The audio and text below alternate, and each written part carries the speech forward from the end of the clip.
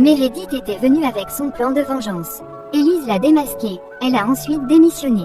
Meredith continue avec son plan pour séduire Gabriel. À chaque moment Gabriel l'a repoussé, lui affirme qu'il est un homme marié, il a un foyer.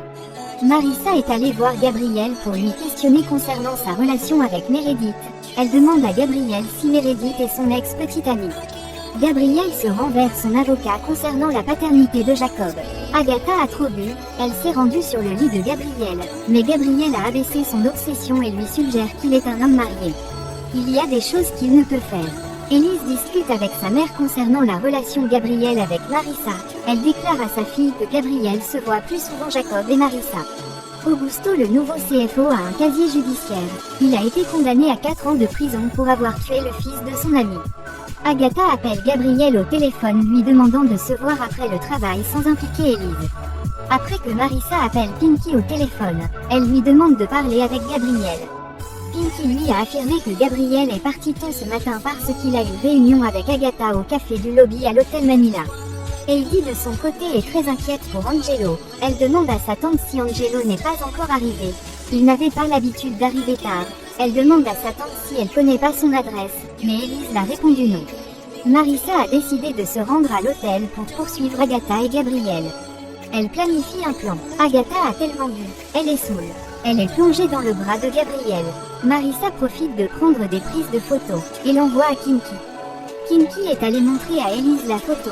Soudain Élise est venue au bar. Des scandales sont faits. Élise a découvert que la vidéo commence à avoir des doutes sur son mari. La mère de Gabriel a découvert par surprise dans sa chambre l'enveloppe qui contient le testament et le résultat du test ADN de Jacob. Finalement elle a vu le résultat. Elle questionne son mari avec une colère de rage. Son mari lui a avoué toute la vérité. Agatha se sent coupable, elle est rendue chez Élise pour lui parler. Élise refuse de l'entendre. Elle demande à Élise de lui faire confiance, qu'elle ne court pas derrière son mari. Elle ne doit pas faire confiance à Marissa. Il y a quelque chose chez elle qu'elle n'aime vraiment pas, elle sent qu'elle prépare quelque chose. Elle doit être prudente, surtout avec son mari. Élise refuse de le croire. Agatha lui annonce. Elle est désolée, elle le promet de compenser son erreur. Répond Élise, elle ne le veut pas dans sa vie. Agatha demande à Élise de le croire quand elle dit que quelqu'un l'a manipulée. C'est Marissa. Élise décide de faire des recherches concernant le père de Jacob. Elle est allée à l'hôpital. Elle a pris par surprise le résultat du test ADN. Finalement, après toutes les recherches Élise a fait concernant la paternité de Jacob, elle a enfin révélé que Gabriel est le père de Jacob. Une veine profonde commence à se déborder dans le cœur d'Élise pour Marissa. Elle rentre chez lui, elle n'arrête pas de penser concernant les dialogues qu'elles ont eus avec Marissa. Désespérée, Élise annonce. Elle va rassembler des preuves pour faire regretter à Marissa tout ce qu'elle a fait. C'est le moment de la vengeance qui arrive. Dites-nous aux commentaires comment Élise va réagir envers Marissa quand elle lui annonce la vérité sur Jacob.